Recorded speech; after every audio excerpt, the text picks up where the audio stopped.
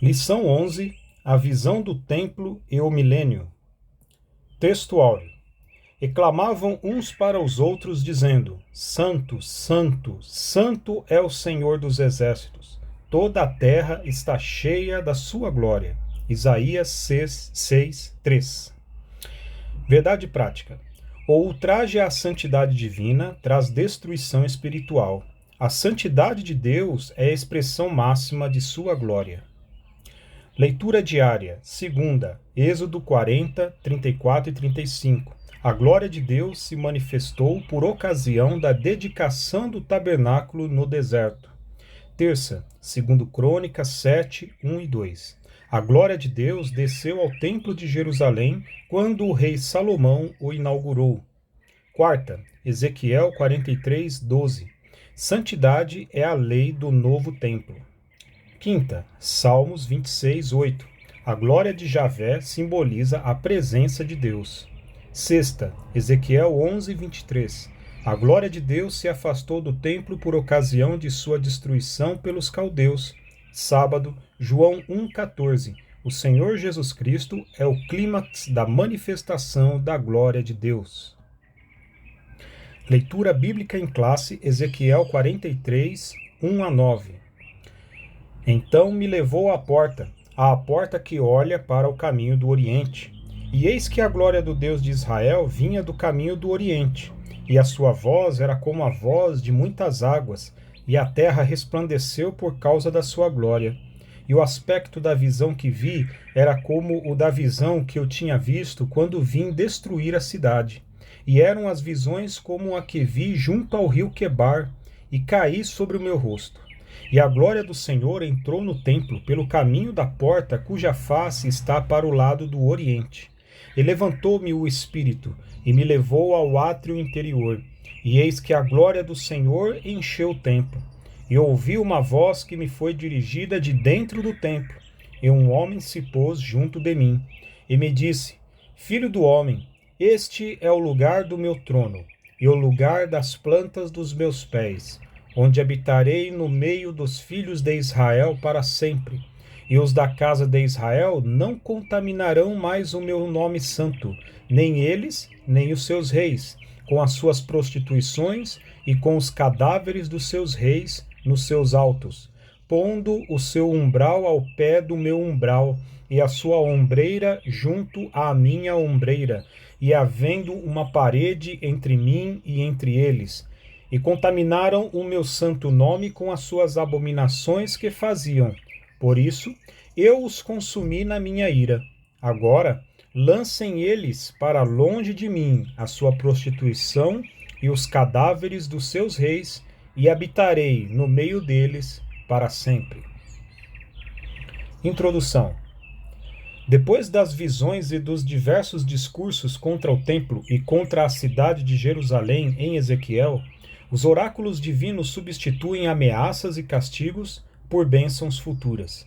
Estudamos, na lição passada, a restauração espiritual de Israel que o profeta anunciou para um futuro distante. Veremos, a partir de agora, o epílogo da revelação de Ezequiel. É longo e ocupa os capítulos 40 a 48, mas o registro da volta da glória de Deus aparece depois da descrição do templo, sendo parte das promessas divinas de restauração. Tópico 1. Sobre o que vem depois da restauração. Essa parte da revelação de Ezequiel segue o mesmo padrão da sua experiência no início de sua vocação, que ocupa todo o capítulo 1. A linguagem é a mesma da visão do capítulo 8, quando o profeta foi levado em espírito para Jerusalém e para o templo. Ponto 1. A porta oriental do templo, verso 1. Os capítulos 40 a 42 descrevem o complexo do templo com suas áreas, espaços e dimensões, mas só no capítulo 43, 1 a 12, que a glória de Deus aparece. Na descrição do templo, Ezequiel é levado à porta que olhava para o caminho do Oriente, Ezequiel 46. Quando se refere ao retorno da glória de Deus, o profeta volta a falar dessa mesma porta, verso 1. A intenção do Espírito Santo é fazer o destinatário original desses oráculos lembrar que quando a glória de Deus se afastou da casa de Deus, foi em direção ao Oriente, Ezequiel 10, 19, 11, 23, e que o seu retorno será pelo mesmo caminho. Ponto 2. 3 observações importantes. Verso 2. Observe que a glória de Deus vinha do caminho do Oriente. Quando Ezequiel recebeu a incumbência de anunciar a destruição do templo e a queda da cidade de Jerusalém, ele viu o afastamento da glória de Javé para o Oriente como sinal de sua retirada do meio do povo. O profeta já tinha visto isso na revelação inaugural, Ezequiel 1:24. A terra resplandeceu por causa da sua glória. Isso faz lembrar da visão do profeta Isaías, Isaías 6:3. A voz como de muitas águas, verso 2, é uma expressão metafórica para indicar o grande poder de Deus, Apocalipse 1:15, 14:2, 19:6. Esse ser da visão do profeta, como semelhança de um homem, Ezequiel 1:26, é o Messias pré-encarnado.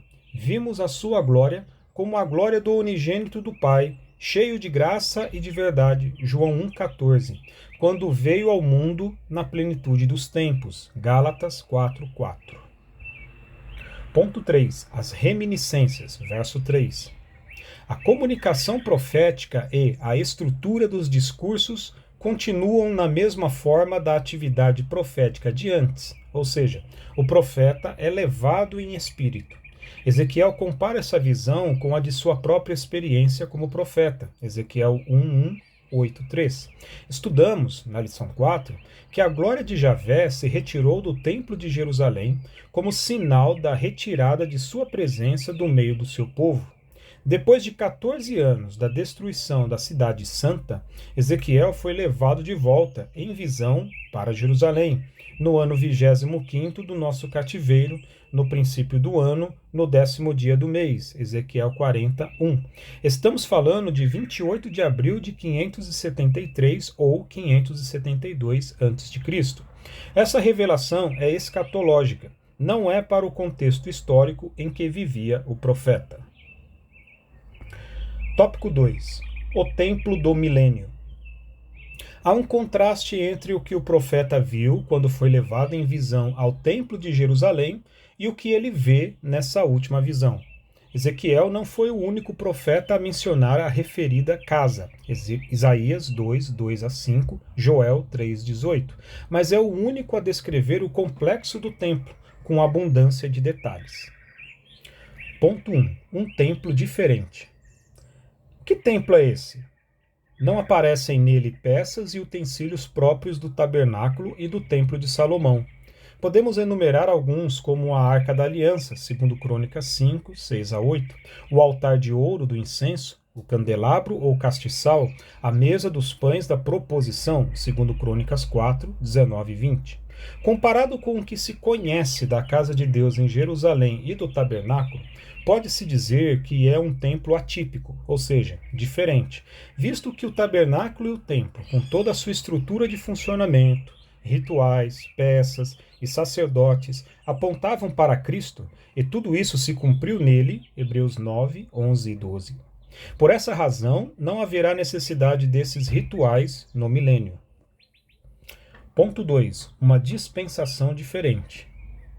O último bloco do livro de Ezequiel, capítulos 40 a 48, foca o novo templo, 41-43:12. A nova forma de adoração a Deus, 43:13 a 46:24. E a partilha da terra santa entre as tribos de Israel, 47:1 a 48:35. Tudo isso aponta para o milênio, o reinado de Cristo de 1000 anos, Apocalipse 20, 1-5, anunciado pelos profetas, Ezequiel 37, 22-23, Isaías 2, de 2-4 e 11, de 6-8. Há muitas interpretações sobre o templo de Ezequiel. É extremamente difícil separar o literal do simbólico. Sabemos que esse é o templo do milênio, mas como Jesus já foi sacrificado por nós, seria necessário sacrifício de animais.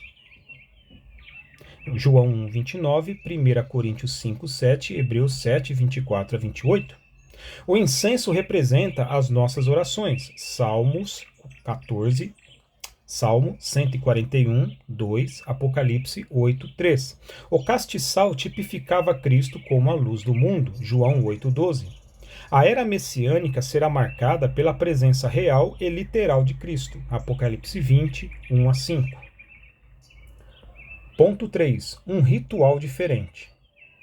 Sem a Arca da Aliança, naqueles dias, diz o Senhor, nunca mais se dirá a Arca do concerto do Senhor. Nem lhes virá ao coração, nem dela se lembrarão, nem a visitarão.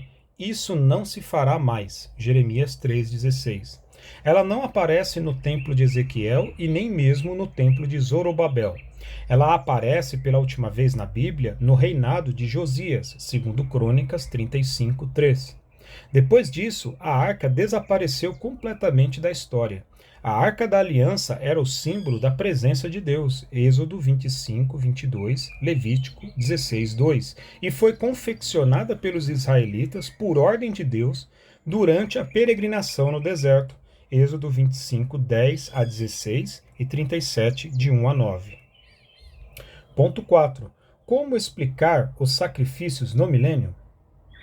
O ponto mais crucial da visão de Ezequiel é a descrição dos sacrifícios, Ezequiel 43, 18-27, no sistema levítico, visto que o Senhor Jesus já cumpriu toda a lei, tornando sem efeito a eficácia do modelo mosaico, Hebreus 9, 10-15 e 10, de 1-4 e 8.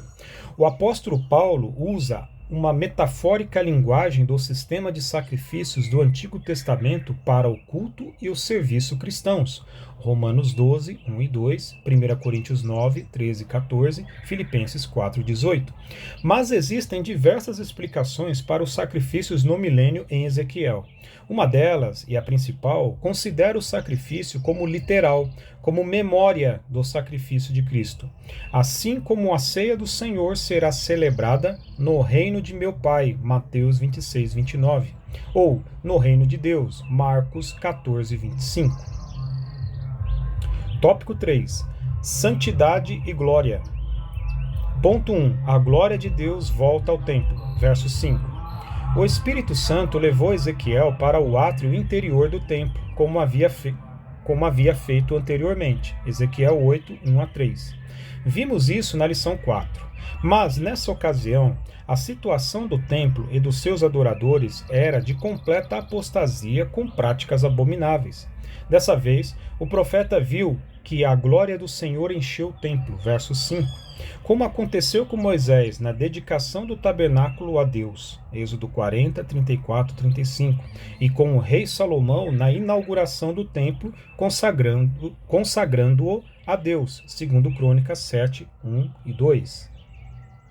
O retorno da glória de Javé significa a volta da presença de Deus no meio do seu povo. Ponto 2. A identidade do guia celestial, versos 6 e 7. Na sua visão, Ezequiel viu no interior do templo um personagem, diz o profeta. Um homem se pôs junto a mim, verso 6. Pelas características, tudo isso indica se tratar do anjo do Senhor, que é o próprio Javé, pois ele fala em primeira pessoa. Este é o lugar do meu trono e o lugar das plantas dos meus pés, onde habitarei no meio dos filhos de Israel para sempre, e os da casa de Israel não contaminarão mais o meu nome santo. Verso 7, como na revelação a Moisés no Sinai, a manifestação do anjo do Senhor. Ponto 3. Santidade para sempre, versos 8 e 9. Assim como a idolatria foi erradicada definitivamente do meio do povo de Israel durante o exílio na Babilônia, do mesmo modo todas as abominações de prostituição desaparecerão do meio do povo. será o lugar do trono de Deus e da planta dos seus pés. Verso 7. A santidade de Javé é um dos seus atributos mais solenizados nas Escrituras. 1 Samuel 2:2. E no milênio nunca mais entrará coisa impura na cidade santa. Isaías 52:1. Isso porque esta é a lei da casa. Sobre o cume do monte, todo o seu contorno em redor será santíssimo. Eis que esta é a lei da casa. Ezequiel 43:12. Conclusão. O chamado de Ezequiel para o ministério dos profetas aconteceu pela visão da glória de Deus. É assim que o livro começa, cuja visão ocupa todo o capítulo 1. Outra vez ele foi levado em visão para Jerusalém, quando testemunhou as abominações no interior do templo, razão pela qual a casa de Deus foi destruída. O retorno da glória de Deus acontece depois da restauração espiritual de Israel no novo templo, que Deus mostrou a Ezequiel em visão. Amém.